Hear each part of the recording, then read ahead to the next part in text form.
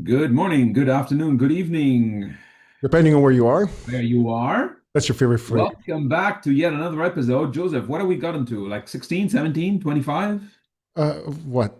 Uh, Oh, the Episode? episode number. I think this Yeah, is 16. I think 16. I forgot now. I could be we're wrong. doing pretty well. We only took a break off for Christmas and then for Easter. Yeah, So, yeah. yeah. The Um, 16th, I think the 16th edition of the Equity Market Update. What investors must know today with Joseph DiVirgilio and Irfan Khan.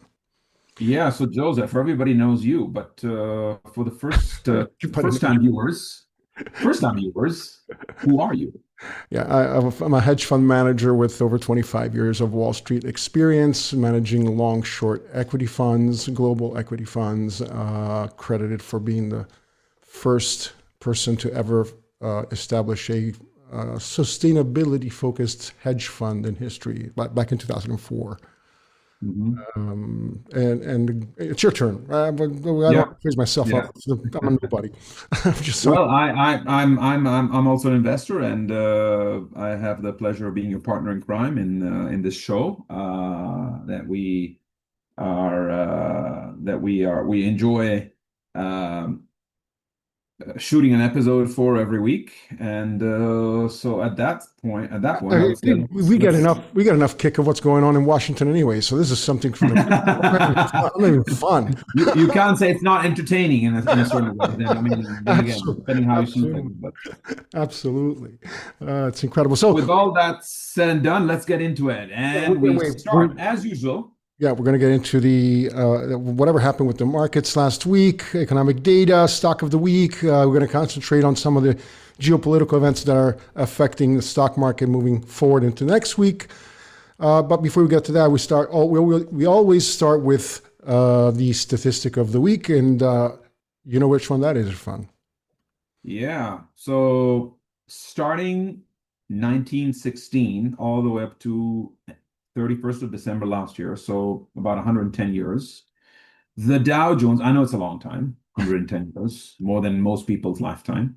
The Dow Jones has risen almost 300,000% when including dividends. Listen up here, when including dividends. Excluding dividends, return for the same period was less than 10% of that, Just as in 25,568. 25,568%. So 300,000% and 25,568%. Joe, that's Mind-boggling. humongous difference. And that's why Warren Buffett always loved reinvesting the dividends. So, it's imperative that you calculate dividends into your returns, and compounding dividends are very important. So if you invest for the long term in a stock that gives you dividends, you reinvest in that same stock. If you want to take cash because you're retired, that's up to you. But nevertheless, it's very important to have reinvested dividends in a position, and that's something that Warren Buffett always said. And And what would you say? What would say to people whose investing strategy instead is skewed towards putting most of their money or a sizable amount of it into non-paying, dividend paying stocks? So basically, they get a dividend every quarter, every year. right? That's it. Depending on your age, if you're investing in stocks that pay a dividend, you're obviously going to, accumulate more shares as the dividend gets paid. If you're older, you opt to have cash, the dividends sent to you in a form of cash because you need that fixed income at the end of the month. So, but the other side of the coin is if you're young, you're not really interested in dividends. You're interested in growth, and probably will go into stocks that have high growth and they're not paying a dividend. But it's important to have a portion of your portfolio in dividend-paying stocks at a relatively young age as well. I would say, if you're 100% equities and you're 35 years old, 15% of those or 25% of those of your positions should be in dividend-paying stocks, and slowly increase that the allocation to dividend-paying stocks as you grow older, and then you start incorporating bonds too, so to eliminate or to offset the volatility of stocks. So That's that's a good guideline. Okay, 15% more or 15 less to in 25, dividend depending. stocks. Yeah, that's it. So the past week, ending April 17th, 2026, was a bad. It was amazing. I mean, the Nasdaq did 6.8% in a week. I mean, it gained 6.8%. The S&P 4.5%. The Dow Jones 3.2%, and the Russell 2000 surged 5.6%. Again, the Russell 2000 is. It couldn't have just continued going down and keep tanking, right? It had to bounce back up at some point. That was a given because the damage in the Strait was already done. Markets were looking for a reason to go up, and the moment that there was this ceasefire, blockade, the Strait of opening, markets said, "Fuck it, you know what?" Stocks that have gotten beaten up, like TEM, which is my largest position, Tempest AI, went from 71, $80 in October to 48 a week ago. So, these are stocks that, for example, were so beat up that these are quality companies, and how low do you want them to go? So the whole sector rotation out of software stocks that we talked about last week about Anthropic, menacing some software companies with their AI products, but some were thrown away, went down for no reason. In the case of Tempest AI, for example, and these are coming back. These are coming back and strong. I mean, do you imagine the Nasdaq made a move last week that we hadn't seen since 1992? So Wow. this to me is clearly the market wants to go higher now. Whatever's going on in the Middle East, it's just a massive break on what's going on in the equity markets. There's a lot of confusion. Markets are going up and down because exactly what Iran said just last night. Trump talks too much. We don't understand what the fuck he wants. And frankly, I will say this until the day I die. This war was done to distract from the Epstein files, which now is coming back to light because of Melania. Impromptu just showed up outside of the White House and gave this press conference out of the blue where she was trying to front run a story that I'm reading about, which involves. By the way, I wonder if this was a coordinated action with her husband, the president, or I don't know.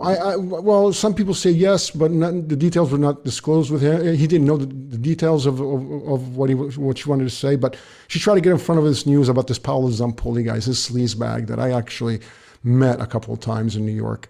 This Italian guy, right? I remember him. I met him in a circle of people that we knew. It was not that I ever hung out with him. But then he sent me this LinkedIn invite one day. I'm like, oh yeah, I remember this guy. I met him in New York.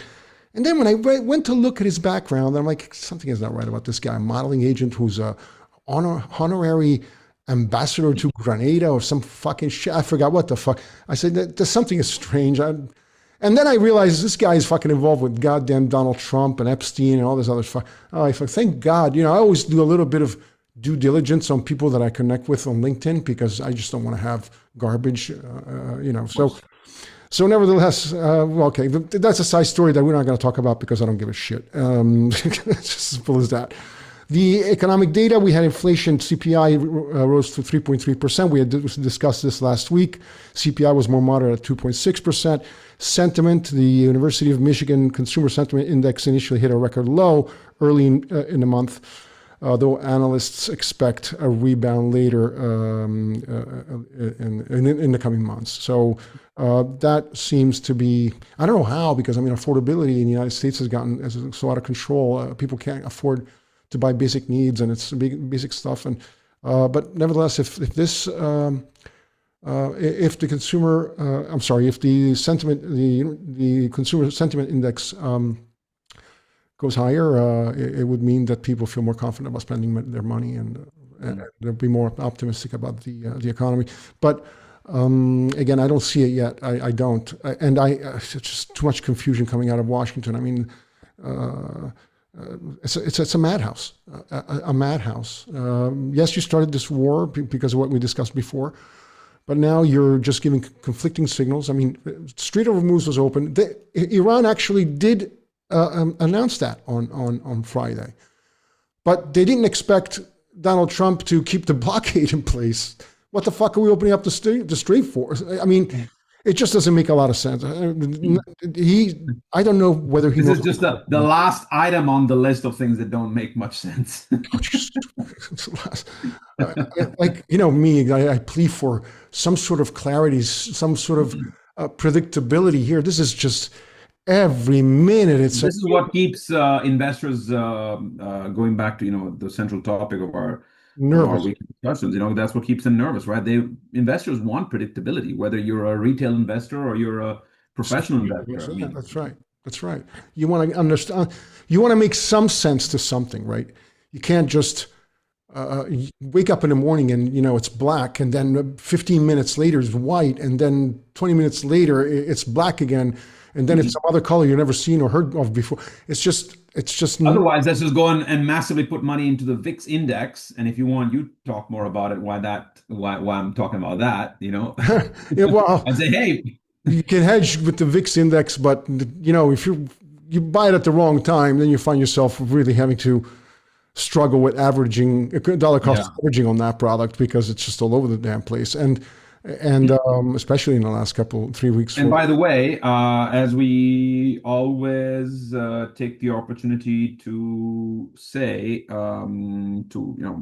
we tell our listeners that all of the things we say and stocks that we talk about, these are the personal investment decisions of Joseph and myself. Sometimes this is not investment advice. It's not investment advice. No, it's our portfolio. We discuss our stocks, what we think the market is doing or will do. But if you guys ever want to act on whatever we're discussing, please run it by your financial advisor first. So another thing also that helped the market last week was the fact that we started a first wave of first quarter earnings for 2026. Mm-hmm. It was mainly banks, which they were generally well received. Oil stocks got crushed because oil was down 8% Friday. So tech stocks are rebounding, like I said before, especially those software and other segments of the tech sector. And now we're waiting to see what this. So I was watching the news early this morning, and it seems like the Strait of Hormuz is in effect closed again for now. So since I woke up this morning, I think I read 3 different pieces of news about it. Like, it's closed, then it's open. No, it's closed again. We'll have to see what happens tomorrow with the stock market. It's hard to keep track of what's happening but I have a hard time. Changing so quickly. And I have a hard time believing that the stock market is going to correct again, because how worse can it get at this point? It was already closed. It was open. God. Anyways, then again, there is an aura of unpredictability, right? Unpredictability in these days. So you never know. It can just true, very jittery. But it can act very jittery and very haphazardly. So yeah, but I think that this rotation is going to continue. So the stocks that were hammered, like Tempus AI and some other stocks that I had in the portfolio, are going to come back. It seems like the move that they've made, they're breaking their 200-day moving average or close to. It's a very, very powerful statement when you look at the charts. So the stock of the week is Quantumscape, which has nothing to do with quantum computing. And we talked about Quantumscape in the past, but I want to talk about it again. They're a producer of electric vehicle batteries, but they are focused on solid state batteries as opposed to lithium batteries and so forth. Now they're about to start selling, because they actually sent samples around the automobile industry about their batteries. And Peugeot is one of the largest. Peugeot and Volkswagen are one of the largest partners of Quantumscape in this effort, and they are about to commercialize mass sell now in the coming months their product. And this battery is easier to charge, faster charging, and a lot lasts a lot longer than lithium batteries. So the range of EVs will can not I'm not going to say double, but at least two-thirds of they will increase to two-thirds in terms of mileage. That really makes a big difference for sure for It those, does. especially for those who feel very hassled at the idea of having to go and spend half an hour at a time and recharging their car if they're on a long trip. Yeah. Um, and I say that for myself as well. So They are well capitalized, so they can absorb some market shock if they have a bad quarter or whatever. But they're well capitalized, and they've got two major automobile companies behind them. So now that they're going to start you mass, mentioned Peugeot, but Peugeot means it opens doors to all of Stellantis group. yeah, of course. Yeah, initially was just with the Peugeot unit of Peugeot, Stellantis. Citroën, Jeep, They- Fiat, the others, you At know. the So first, yeah, first it was just with Peugeot, and they obviously they have a door open with the rest of the Stellantis brands. So that definitely is the case. Yeah.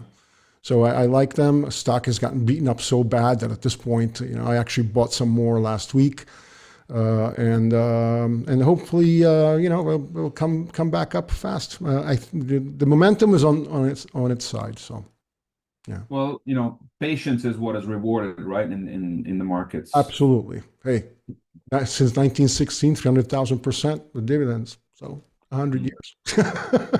absolutely, Patience. absolutely. The eighth wonder of the world, compound interest, is our friend if we Absolutely. decide to be patient. Absolutely. Yeah. All Okay. right.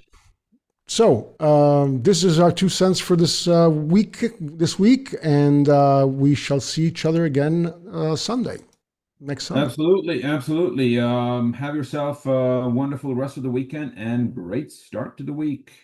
Have a great Speak to week, you soon, everybody. folks. And Bye. feel free to Yeah. comment, share, subscribe, like, and let us know what you want us to talk about. It will help us a Yeah, lot. we already started having some people who are interacting with us, and we'd love to hear from more of you for sure.